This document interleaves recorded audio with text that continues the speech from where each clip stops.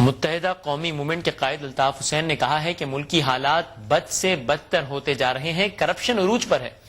یہ بات انہوں نے کراچی میں ایک افطار ڈنر سے خطاب کرتے ہوئے کہی۔ انہوں نے کہا کہ ایم کیو ایم کے پاس پیپلز پارٹی کو دینے کے لیے جو کچھ تھا وہ دے دیا گیا ہے۔ مزید تفصیلات عاجز جمالی کی اس رپورٹ میں۔ متحدہ قومی موومنٹ کے قائد الطاف حسین نے کہا ہے کہ ملکی حالات خراب سے خراب تر ہوتے جا رہے ہیں، کرپشن عروج پر ہے۔ ایم کیو ایم کے پاس دینے کے لیے جو کچھ بھی تھا وہ پیپلز پارٹی کو دے دیا ہے، اب دینے کے لیے جو بھی اختیار ہے وہ پیپلز پارٹی کے پاس ہے۔ وہ مسائل کو سمجھیں اور سب کے ساتھ انصاف کریں۔ ان خیالات کا اظہار انہوں نے سوسائٹی ریزیڈنٹس کمیٹی کے زیر اہتمام عثمانیہ پارک میں منعقدہ افطار ڈنر سے خطاب کرتے ہوئے کیا۔ الطاف حسین نے کہا کہ 61 برس میں بجلی کی لوڈ شیڈنگ کا مسئلہ حل نہیں کر سکے۔ انہوں نے کہا کہ امریکہ اور عالمی برادری سے ہمارے دوستانہ تعلقات بڑی حد تک خراب ہو چکے ہیں، ان کا اعتماد ختم ہو چکا ہے، اس لیے امریکی جہازوں اور میزائلوں سے حملے ہو رہے ہیں۔ امریکہ اور مغربی ممالک سمجھ رہے ہیں کہ پاکستانی فوج اور ISI ان سے ڈبل گیم کھیل رہی ہے۔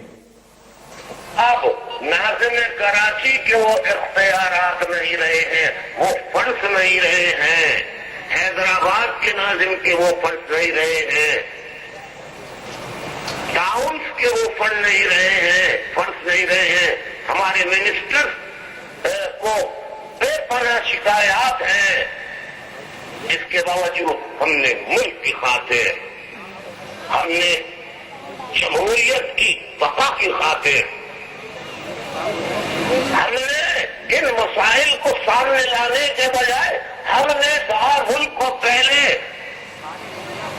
جس بحران سے گزر رہا ہے اس سے تو نکالے، اور ہم نے پیپلز پارٹی کی غیر مشروع حمایت کی۔ انہوں نے کہا کہ کرپشن عروج پر ہے، اغوا برائے تاوان کی وارداتوں میں اضافہ ہوا ہے، بجلی کی لوڈ شیڈنگ گمبھیر مسئلہ بن چکا ہے۔